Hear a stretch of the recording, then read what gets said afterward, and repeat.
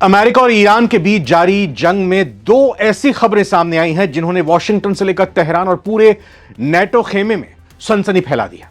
पहली खबर अमेरिका के राष्ट्रपति डोनाल्ड ट्रंप की सुरक्षा में लगी उस सबसे बड़ी सेन से जुड़ी है जहां तुर्की में एक सीक्रेट मिशन चलाकर ट्रंप को मौत के मुंह से निकाला गया।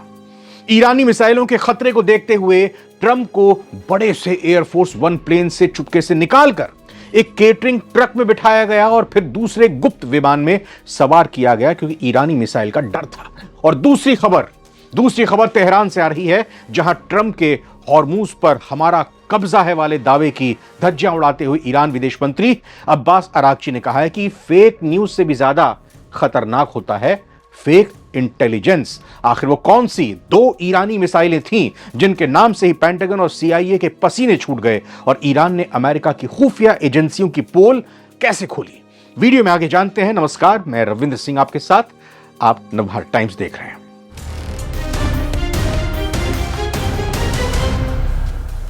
तो बात जुलाई 2026 की है जब तुर्की की राजधानी अंकारा में नेटो शिखर सम्मेलन चल रहा था। समिट खत्म होने के आखिरी दिन 8 जुलाई को अमेरिकी सीक्रेट सर्विस और खुफिया एजेंसियों के पास एक बेहद अर्जेंट और खौफनाक इनपुट आया। इनपुट यह था कि ईरान से जुड़े किसी नेटवर्क के पास अंकारा में राष्ट्रपति ट्रंप की मौजूदगी की बिल्कुल सटीक, सही, स्पेसिफिक जानकारी थी।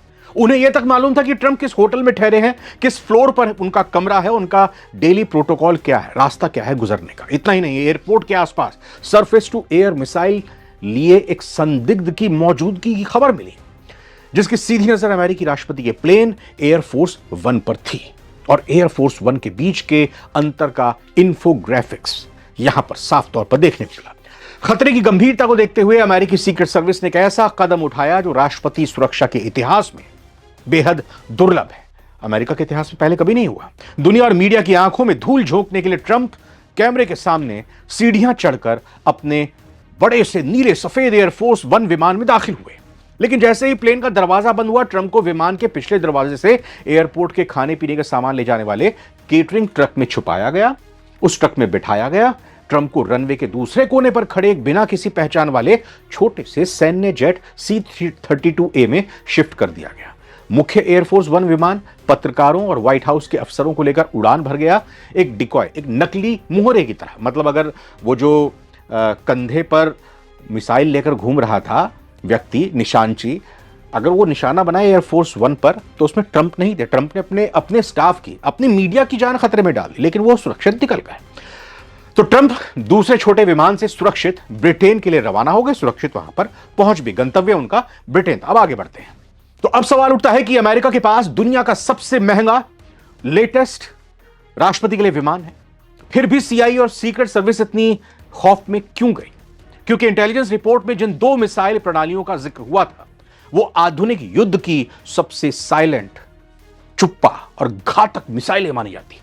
आइए इन दोनों ईरान की मिसाइलों के बारे में विस्तार से समझते हैं। पहली है ईरानी SA-67 जिसे 358 या सक्र एक मिसाइल भी कहा जाता है। यह कोई सामान्य कंधे पर रखकर दागी जाने वाली मिसाइल नहीं है। यह कोई वैसी सैम आर्म मिसाइल नहीं है, बल्कि एक loitering surface to air missile यानी एक हाइब्रिड किलर ड्रोन मिसाइल है।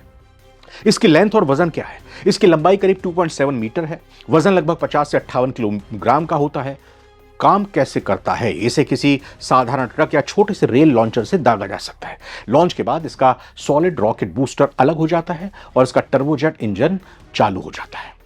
लाइटरिंग क्षमता क्या है? हवा में मंडराने की क्षमता क्या है? यह मिसाइल हवा में 100 से 150 किलोमीटर के दायरे में 28,000 फीट की ऊंचाई पर फिगर 8 यानी 8 की आकृति के पैटर्न में घूमती है और अपने शिकार का इंतजार करती है। क्यों खतरनाक है यह? सबसे इसका जो गाइडेंस सिस्टम पैसिव है ना, यानी ये अपने कोई रडार सिग्नल को नहीं छोड़ती है, कोई सबूत नहीं छोड़ती है। इसमें इंफ्रारेड, IIR और इलेक्ट्रो ऑप्टिकल सेंसर लगे होते हैं जो विमान के इंजन से निकलने वाली गर्मी को सूंघकर सीधा 30 मीटर के दायरे में धमाका कर देते हैं।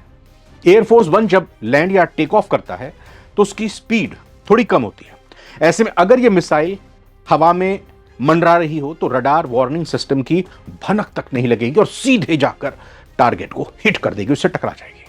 ये इसकी खासियत। दूसरी मिसाइल पर आते हैं। नाम क्या है? नाम है रूसी 9K333 Verba. Verba MANPADS. जी हाँ, वर्बामैन पेट्स रूस में बनी हुई है।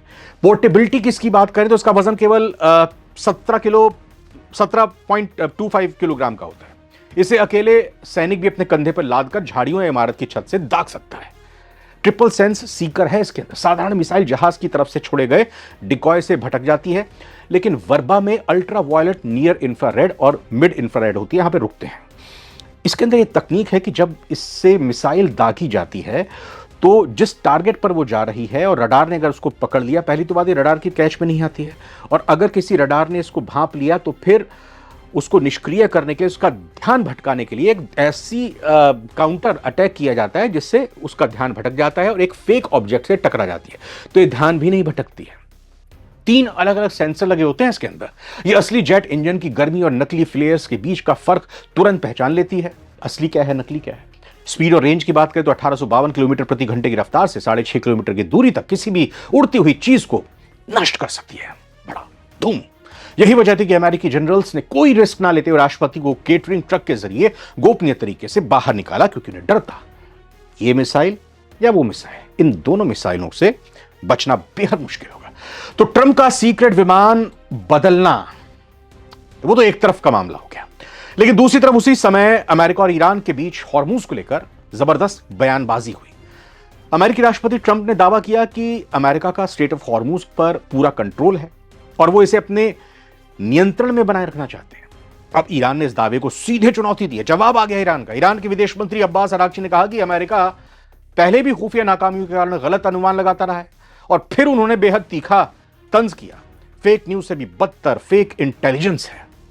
इसके बाद उन्होंने अमेरिका को सावधान रहने की चेतावनी भी दी। यानी तेहरान का संदेश साफ है, आप जो देख रहे हैं जरूरी नहीं कि जमीन पर वो हकीकत हो। यानी कि एक तरफ जहां ट्रंप की सुरक्षा में लगे इस सीक्रेट रेस्क्यू की थ्योरी से हड़कंप मचा था, वहीं दूसरी तरफ अमेरिका ईरान के बीच जुबानी जंग अपने चरम पर पहुंच गई।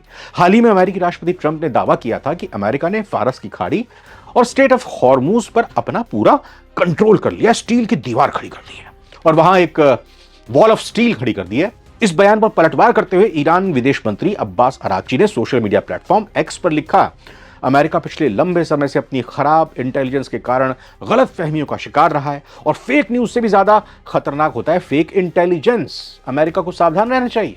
अराक्ची ने कहा कि अमेरिका अपनी ही एजेंसियों की झूठी खुफिया रिपोर्ट्स पर भरोसा करके मिडिल ईस्ट में फैसले ले रहा है।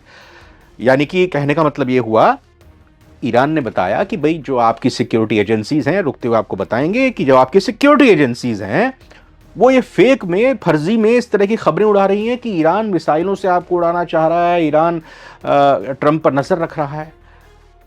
इसलिए ट्रंप साहब आप अपनी एजेंसी से, सुरक्षा एजेंसी से सावधान रहिए, ये अब्बास अराक्ची कह रहे हैं। अब खैर यकीन तो नहीं करेंगे ट्रंप, उनको ज्यादा यकीन तो अराक्ची पर होगा नहीं, अपनी खुफिया एजेंसी पर होगा। लेकिन यहां अराक्ची ने जो ट्वीट में लिखा है, उन्होंने कहा है कि अल्लाह सबसे बड़ा है, जमीन की किसी भी ताकत से ज्यादा बड़ा है और हमें सिर्फ अल्लाह पर भरोसा है। ईरान का यह बयान सीधे तौर पर वॉशिंगटन के उन दावों की हवा निकालता है जिसमें अमेरिका खुद को स्ट्रेट ऑफ हॉर्मूज का मालिक बता रहा था। तेहरान ने साफ कर दिया है कि अमेरिकी नौसेना के दावे कागजी हैं और जमीनी हकीकत असल में कुछ और है। अगर हम इन दोनों घटनाओं को जोड़कर देखें तो 2 बड़ी बातें साफ नजर आती हैं। पहला ये, पारंपरिक सैन्य ताकत जैसे एयरक्राफ्ट कैरियर और बड़े फाइटर जेट्स का जमाना बदल रहा है। ईरान जैसे देश सस्ते, छिपाने में आसान और पैसिव गाइडेड सिस्टम्स जैसे 358 मिसाइल और सी ड्रोन्स के जरिए अमेरिका जैसे सुपर पावर को सुरक्षात्मक मुद्रा में ला रहे हैं। अगर अमेरिकी राष्ट्रपति को अंकारा जैसे नेटो देश के शहर में अपनी जान बचाने के लिए प्लेन बदलना पड़े तो सुरक्षा व्यवस्था की सबसे बड़ी खामी को दर्शाता है। दूसरा यह कि स्ट्रेट ऑफ हॉर्मूज पर बयानों की जंग ये दिखाती है कि दुनिया के 20% तेल व्यापार वाले इस रास्ते पर तनाव कम होने के बजाय और बढ़ गया है। अमेरिका की इंटेलिजेंस फेलियर ही वो वजह है जिसके कारण मध्य पूर्व में कोई भी ठोस शांति समझौता अभी तक नहीं हो पा रहा है। तुर्की में ट्रंप का सीक्रेट रेस्क्यू और ईरान का फेक इंटेलिजेंस वाला हमला यह साबित करता है कि अमेरिका ईरान की यह जंग केवल गोलियों और मिसाइलों से ही नहीं बल्कि दिमागी चालों और खुफिया सूचनाओं से भी लड़ी जा रही है। आपको क्या लगता है, क्या अमेरिकी राष्ट्रपति का सीक्रेट प्लेन बदलना सुरक्षा की सही रणनीति थी या खुफिया नाकामी, और क्या अमेरिका वास्तव में फारस की खाड़ी में गलत फहमी का शिकार हो रहा है? कमेंट सेक्शन में अपनी राय जरूर शेयर करें। नमस्कार।